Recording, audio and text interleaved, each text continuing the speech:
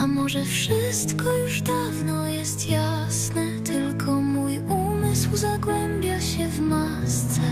A może droga jest prosta jak światło, tylko się boję, że blask mnie wypali. Ludzie w pośpiechu patrzą bez oczu, złudne obrazy odbite w